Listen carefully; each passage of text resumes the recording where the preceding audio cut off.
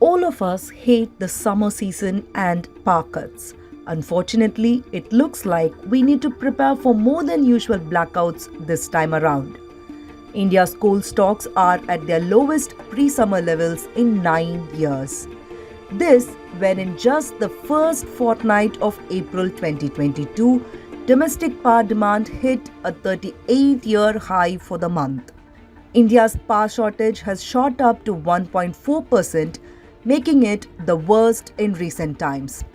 On April 1, coal inventories at power plants were left with an average stock for just 9 days. Stocks at 100 of India's 173 thermal power plants are also at critical levels. Coal shortages are not new in India. However, what is alarming this time around is the fact that the crisis is back for the second time in less than 6 months. The All India Power Engineers Federation has flagged that 12 states are already facing a sizable power crunch with several hours of cuts. Andhra Pradesh, Maharashtra, Gujarat, Punjab, Jharkhand and Haryana are already facing power cuts ranging from 3 to 8.7%. In Uttar Pradesh, the daily power demand has already crossed 21,000 megawatt, while the supply is around 19,000 megawatt to 20,000 megawatt. States like Jharkhand, Bihar, Haryana and Uttarakhand have each reported over 3% of power shortage. Tamil Nadu, Telangana, Madhya Pradesh and Chhattisgarh are the other states facing a coal crisis. The Federation has warned that the demand for power will increase as temperatures soar. Coal accounts for nearly 75% of India's power output.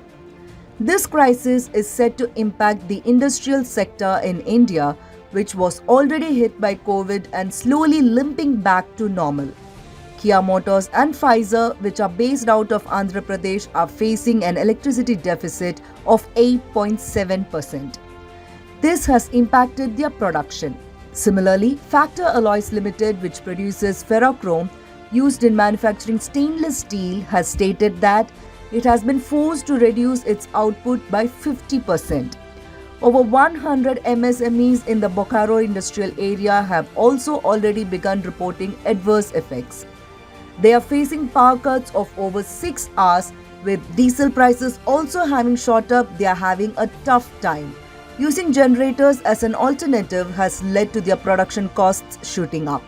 If the government fails to find a quick fix, it will cause serious issues for India's MSME sector, which employs millions of people. So what has led to this crisis? The supply-demand gap has been increasing consistently. Experts predict that high global thermal coal prices and below normal imports will further complicate the crisis. Prices in spot markets are also at multi-year highs. The prices of imported coal skyrocketed, forcing India to cut down coal imports by 12%. India is heavily dependent on coal-based power generation. Coal India supplies over 80% of India's coal requirements. There is almost no complementary production of coal in India from the commercial mining space or the captive mining space either. Another key factor behind falling domestic stocks of coal was heavy rainfall last year in states like Jharkhand, Odisha, West Bengal, Bihar, Chhattisgarh, Telangana and Madhya Pradesh, where India's coal mines are concentrated. Russia's war on Ukraine has also added to this woe with disruptions in coal supply across the globe.